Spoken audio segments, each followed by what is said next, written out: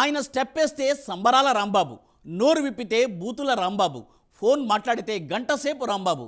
ఇది మంత్రి అంబటి రాంబాబు గురించి ఏపీ ప్రజలు మాట్లాడుకుంటున్న మాటలు. ఇప్పుడు పోయిన ఎన్నికలలో జగన్ పుణ్యమా అని ముక్కి మూలిగి బయటపడ్డ రాంబాబుకు ఈసారి దేత్తడి పోచమ్మ గుడి తప్పదనే టాక్ వినిపిస్తోంది. ఎందుకంటే బలమైన నేత అభ్యర్థిగా రావడంతో ఎన్నికలు జరగకుండానే సత్తెనపల్లిలో గెలుపు డిసైడ్ అయిందనే ప్రచారం జరుగుతోంది ఇప్పుడు. అదీకాక సొంత పార్టీ నేతలు కూడా ఆయన డ్యాన్సులకు తప్ప దేనికి పనికిరాడని, ఈ క్యాండిడేట్ మాకొద్దు బాబో అని వైసీపీ అధిష్టానానికి మొరపెట్టుకున్నారు. అయినా మళ్ళీ ఈయనకే టికెట్ ఇచ్చి ఏం చేస్తారో చేసుకోండి అని లోకల్ లీడర్స్కు జగన్ షాక్ ఇచ్చారు. దీంతో వచ్చే ఎన్నికల్లో రాంబాబు గెలుస్తారా అన్నది ఇప్పుడు ఆసక్తికరంగా మారింది.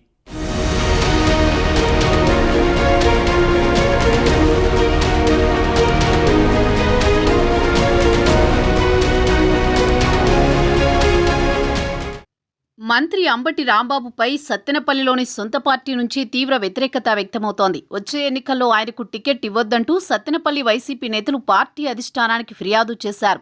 నియోజకవర్గంలో అంబటిపై తీవ్ర వ్యతిరేకత వ్యక్తమవుతోందని, వచ్చే ఎన్నికల్లో ఆయన గెలిచే పరిస్థితి లేదని స్థానిక నేతలు చెబుతున్నారు. పైగా అంబటి వ్యవహార శైలిపై వైఎస్ఆర్ కాంగ్రెస్ నేతలు ఆగ్రహం వ్యక్తం చేస్తున్నారు. మంత్రిని వేరే నియోజకవర్గానికి మార్చాలని వైసీపీ నేతలు డిమాండ్ చేస్తున్నారు.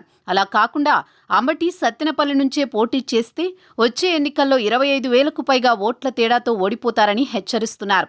ఇదే విషయాన్ని నరసరావుపేట పార్లమెంటు నియోజకవర్గం అభ్యర్థి అనిల్ కుమార్ యాదవ్ దృష్టికి స్థానిక వైసీపీ నేతలు తీసుకువెళ్లారు. వచ్చే ఎన్నికల్లో అంబటి రాంబాబుకు సత్తెనపల్లి టికెట్ రాకుండా అడ్డుకోవాలని అనిల్ కుమార్ యాదవ్ను కోరారు.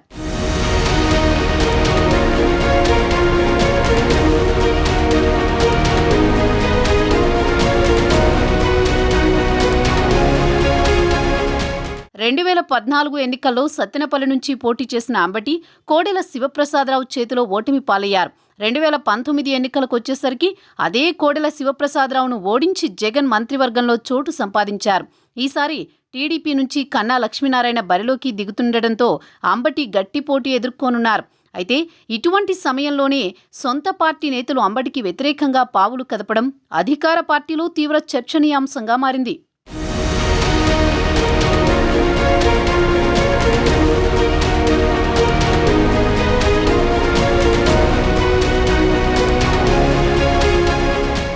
మరోవైపు సత్తెనపల్లి నియోజకవర్గంలో టీడీపీలో ఏర్పడిన సమస్యలు పరిష్కారమయ్యాయి. అక్కడ టీడీపీ అభ్యర్థిగా కన్నా లక్ష్మీనారాయణను చంద్రబాబు ఖరారు చేశారు. కానీ కోడెల శివప్రసాదరావు కుమారుడు శివరాం మాత్రం తనకే ఛాన్స్ ఇవ్వాలని పట్టుబడుతున్నారు. సొంతంగా రాజకీయ పర్యటనలు చేస్తున్నారు. ఈ క్రమంలో ఆయన అంశం పార్టీలో చర్చనీయాంశమైంది. పార్టీ నిర్ణయం ప్రకారం ఉండాలని, భవిష్యత్తులో అవకాశాలు కల్పిస్తామని టీడీపీ ముఖ్య నేతలు కోడెల శివరాంకు హామీ ఇచ్చారు. దీంతో ఆయన కన్నా లక్ష్మీనారాయణ విజయం కోసం పనిచేసేందుకు సిద్ధమయ్యారు.